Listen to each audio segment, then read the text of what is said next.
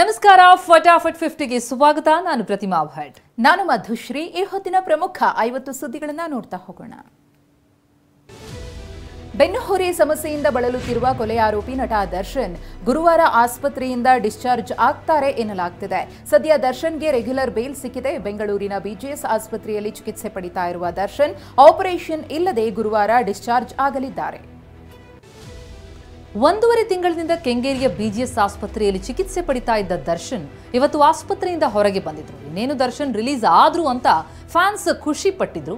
ಆದರೆ ಆಸ್ಪತ್ರೆಯಿಂದ ಹೊರಗೆ ಬಂದ ದರ್ಶನ್ ಮನೆಗೆ ಹೋಗದೆ ಸೀದಾ ಸೆಷನ್ ಕೋರ್ಟ್ಗೆ ಬಂದು ಬೇಲ್ ಪ್ರಕ್ರಿಯೆ ಮುಗಿಸಿದ್ದಾರೆ. ರೇಣುಕಾಸ್ವಾಮಿ ಕೊಲೆ ಕೇಸ್ನಲ್ಲಿ ಬಂಧನವಾಗಿದ್ದ ದರ್ಶನ್ ಸೇರಿ 7 ಆರೋಪಿಗಳಿಗೆ ಶುಕ್ರವಾರ ಹೈಕೋರ್ಟ್ ಜಾಮೀನು ನೀಡಿತ್ತು. ಇವತ್ತು ದರ್ಶನ್ಗೆ ಸಹೋದರ ದಿನಕರ್ ತೂಗುದೀಪ ಹಾಗೂ ಆಪ್ತ ಧನ್ವೀರ್ ಜಾಮೀನಿಗೆ ಶ್ಯೂರಿಟಿ ನೀಡಿದ್ರು.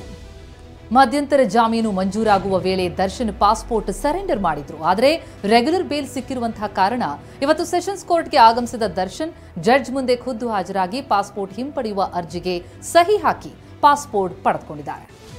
ಶ್ಯೂರಿಟಿ ಬಾಂಡ್ಗೆ ಸಹಿ ಹಾಕಲು ಕೋರ್ಟ್ಗೆ ಆಗಮಿಸಿದ್ದ ನಟ ದರ್ಶನ್ ಕುಂಟುತ್ತಲೇ ಜಡ್ಜ್ಗೆ ಕೈ ಮುಗಿದು ತೆರಳಿದ್ರು. ಸೆಷನ್ಸ್ ಕೋರ್ಟ್ನಿಂದ ಕುಂಟುತ್ತಲೇ ವಾಪಸ್ಸಾದ್ರು.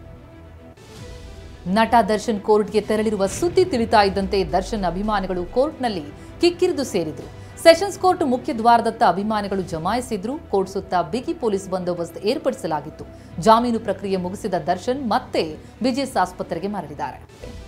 ಕೊಲೆ ಆರೋಪಿ ದರ್ಶನ್ ಸೇರಿ ಈಗಾಗಲೇ 7 ಆರೋಪಿಗಳಿಗೆ ಕಳೆದ ಶುಕ್ರವಾರ ಹೈಕೋರ್ಟ್ ಷರತ್ತುಬದ್ಧ ಜಾಮೀನು ಕೊಡ್ತು. ಹಾಗಾಗಿ ಇವತ್ತು ಪರಪ್ಪನ ಅಗ್ರಹಾರ ಜೈಲಿನಿಂದ ಪವಿತ್ರ ಗೌಡ ರಿಲೀಸ್ ಆಗಲಿದ್ದಾರೆ ಎನ್ನಲಾಗ್ತಿದೆ.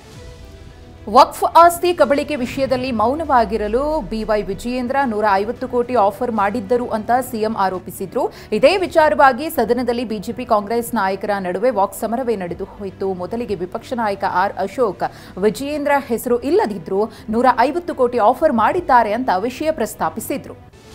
150 ಕೋಟಿ ಆರೋಪದ ಬಗ್ಗೆ ನೋಟಿಸ್ ಕೊಟ್ಟು ಚರ್ಚೆ ಮಾಡಲಿ ಅಂತ ವಿಪಕ್ಷ ನಾಯಕ ಆರ್ ಅಶೋಕ್ ಆಗ್ರಹಿಸಿದ್ದಾರೆ. ವಿಧಾನಸಭೆಯ ಕಲಾಪದಲ್ಲಿ ಮಾತನಾಡಿರುವ ಅಶೋಕ್ ಇದರಲ್ಲಿ ವಿಜಯೇಂದ್ರ ಹೆಸರಿಗಿಲ್ಲ, ವಿನಾಕಾರಣ ಆರೋಪ ಮಾಡ್ತಿದ್ದಾರೆ ಎಂದಿದ್ದಾರೆ. ಯಾವುದೋ ರಾಜಕೀಯ ಒತ್ತಡಕ್ಕೆ ಮಾಣಿಪಾಡಿ ಯೂಟರ್ನ್ ಹೊಡೆದಿದ್ದಾರೆ ಅಂತ ಡಿಸಿಎಂ ಡಿಕೆ ಶಿವಕುಮಾರ್ ಆರೋಪಿಸಿದ್ದಾರೆ. ಸಿಬಿಐಗೆ ಕೊಡಲ್ಲ ಅಂತ ಅವರಿಗೆ ಗೊತ್ತು, ಅದಕ್ಕೆ ಹೀಗೆ ಹೇಳ್ತಿದ್ದಾರೆ ಅಂತ ಬೆಂಗಳೂರಿನಲ್ಲಿ ಮಾತನಾಡಿದ್ದಾರೆ. ಸಿಎಂ ಬಳಿ ಮಾಣಿಪಾಡಿ ಬಗ್ಗೆ ದಾಖಲೆ ಇದ್ರೆ ಬಿಡುಗಡೆ ಮಾಡಲಿ ಅಂತ ಶಾಸಕ ಯತ್ನಾಳ್ ಸವಾಲ್ ಹಾಕಿದ್ದಾರೆ. ನಿಮ್ಮ ಬಳಿ ಇರುವ ವಿಡಿಯೋ ಡೂಪ್ಲಿಕೇಟ್ ಇರಬಹುದು, ಎರಡೂ ಪಕ್ಷದಲ್ಲೂ ಡೂಪ್ಲಿಕೇಟ್ ಕಂಪನಿಯವರು ಇದ್ದಾರೆ ಎಂದಿದ್ದಾರೆ. ಅಲ್ಪಸಂಖ್ಯಾತರ ಆಯೋಗದ ಮಾಜಿ ಅಧ್ಯಕ್ಷ ಅನ್ವರ್ ಮಾಣಿಪಾಡಿ ಈ ಹಿಂದೆ ಮಾತನಾಡಿದ್ದ ಮತ್ತೊಂದು ವಿಡಿಯೋ ರಿಲೀಸ್ ಆಗಿದೆ. ಬೆಳಗಾವಿಯಲ್ಲಿ ಸಚಿವ ಪ್ರಿಯಾಂಕ್ ಖರ್ಗೆ ನಿಮ್ಮ ಅವಧಿಯಲ್ಲಿ ಅಧ್ಯಕ್ಷರಾಗಿದ್ದ ಮಾಣಿಪಾಡಿ ಮಾಡಿದ್ದಾರೆ. ಸಿಬಿಐ ತನಿಖೆಗೆ ನಾವು ಕೂಡ ಒತ್ತಾಯ ಮಾಡ್ತೇವೆ ಅಂತ ತಿರುಗೇಟು ಕೊಟ್ಟಿದ್ದಾರೆ.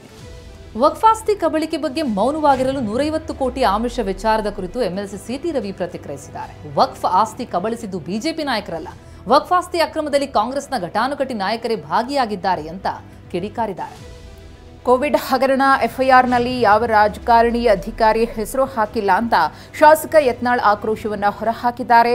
ಹಗರಣ ಮಾಡಿದ ಯಾರ ಹೆಸರು ಉಲ್ಲೇಖ ಮಾಡಿಲ್ಲ, ಹತಾಶೆ ಭಾವನೆಯಿಂದ ಕಾಂಗ್ರೆಸ್ ಪಕ್ಷ ಸುಳ್ಳು ಆರೋಪ ಮಾಡ್ತಾ ಇದೆ ಅಂತ ಗುಡುಗಿದ್ದಾರೆ. ಬೆಳಗಾವಿಯ ಗಾಂಧಿ ಭವನದಲ್ಲಿ ಪಂಚಮಸಾಲಿ ಸಮಾಜದ ಧರಣಿ ನಡೆಯಿತು. ಬಸವಂಜಯ ಮೃತ್ಯುಂಜಯ ಸ್ವಾಮೀಜಿ ನೇತೃತ್ವದಲ್ಲಿ ಹೋರಾಟ ನಡೆದಿದೆ. ಲಿಂಗಾಯತ ವಿರೋಧಿ ಸಿಎಂ ಅಂತ ಘೋಷಣೆ ಕೂಗಿ ಆಕ್ರೋಶ ಹೊರಹಾಕಿದ್ದಾರೆ. ಬಾಣಂತಿಯರ ಸಾವು ಖಂಡಿಸಿ ಬಿಜೆಪಿ ಮಹಿಳಾ ಮೋರ್ಚಾ ಬೆಳಗಾವಿಯಲ್ಲಿ ಧರಣಿ ಮಾಡಿತು. ಸುವರ್ಣಸೌಧ ಮುತ್ತಿಗೆಗೆ ಹೊರಟ ಮಹಿಳಾ ಕಾರ್ಯಕರ್ತೆಯರಿಗೆ ಪೊಲೀಸರು ತಡೆಯೊಡ್ಡಿದ್ರು. ಈ ವೇಳೆ ಪೊಲೀಸರು ಮತ್ತು ಮಹಿಳಾ ಕಾರ್ಯಕರ್ತೆಯರ ನಡುವೆ ತಳ್ಳಾಟ ನೂಕಾಟ ಆಗಿದೆ. ಸುವರ್ಣಸೌಧ ಮುತ್ತಿಗೆಗೆ ಹೊರಟವರನ್ನ ಪೊಲೀಸರು ವಶಕ್ಕೆ ಪಡೆದರು. ರಾಜ್ಯದ ಪ್ರಮುಖ ಆಕರ್ಷಣೆಯಾದ ಜೋಗ್ ಫಾಲ್ಸ್ ವೀಕ್ಷಣೆಗೆ 2.5 ತಿಂಗಳ ಕಾಲ ನಿರ್ಬಂಧ ವಿಧಿಸಲಾಗಿದೆ. ಜೋಗ ಜಲಪಾತದ ಮುಖ್ಯ ದ್ವಾರದಲ್ಲಿ ಕಾಮಗಾರಿ ನಡೀತಾ ಇದೆ. ಜನವರಿ 1ರಿಂದ ಮಾರ್ಚ್ 15ರವರೆಗೆ ನಿರ್ಬಂಧಿಸಲಾಗಿದೆ. ಜಾಗದ ವಿಚಾರಕ್ಕೆ ಪೊಲೀಸರ ಹೆಸರು ಹೇಳಿ ಧಮಕಿ ಹಾಕಲಾಗಿದೆ. ಬೆಂಗಳೂರಿನ ಆರ್ಆರ್ ನಗರ ಠಾಣೆಯಲ್ಲಿ ಚಿದಂಬರಂ ಎಂಬಾತನ ವಿರುದ್ಧ ಎನ್ಸಿಆರ್ ದಾಖಲಾಗಿದೆ. ಪೊಲೀಸ್ ಕಮಿಷನರ್ ಸೇರಿದಂತೆ ಪೊಲೀಸರು ಪರಿಚಯವೆಂದು ಅಹಲ್ಯಾದೇವಿ ತ್ರಿಮೂರ್ತಿ ಎಂಬುವರಿಗೆ ಧಮಕಿ ಹಾಕಿದ್ದ ಎನ್ನಲಾಗಿದೆ. ಒಂದು ದೇಶ ಒಂದು ಚುನಾವಣೆ ಮಸೂದೆ ಮಂಡನೆಗೆ ಕೇಂದ್ರ ಸರ್ಕಾರ ಸಜ್ಜಾಗಿದೆ.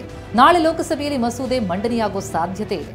ಕೇಂದ್ರ ಕಾನೂನು ಮತ್ತು ನ್ಯಾಯ ಸಚಿವ ಅರ್ಜುನ್ ರಾಮ್ ಮೇಘ್ವಾಲ್ ಸಂವಿಧಾನದ 129ನೇ ತಿದ್ದುಪಡಿ ಮಸೂದೆ 2024 ಮಂಡಿಸುತ್ತಾರೆ.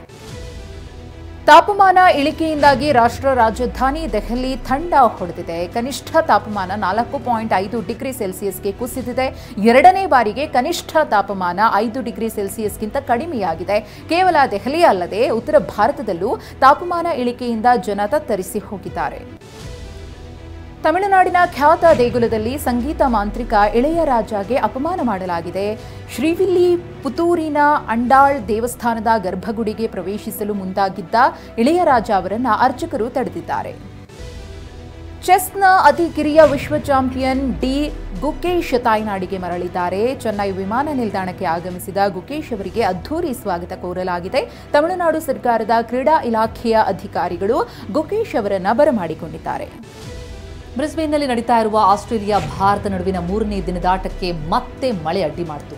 ಇಂದು ಕೇವಲ 33 ಓವರ್ 1 ಎಸೆತ ಮಾತ್ರ ಆಟ ನಡೆಯಿತು. ಆಸೀಸ್ ಇವತ್ತು 445ಕ್ಕೆ ಆಲ್ಔಟ್ ಆಗಿ ಮೊದಲ ಇನ್ನಿಂಗ್ಸ್ ಅನ್ನು ಸಮಾಪ್ತಿಗೊಳಿಸಿತು.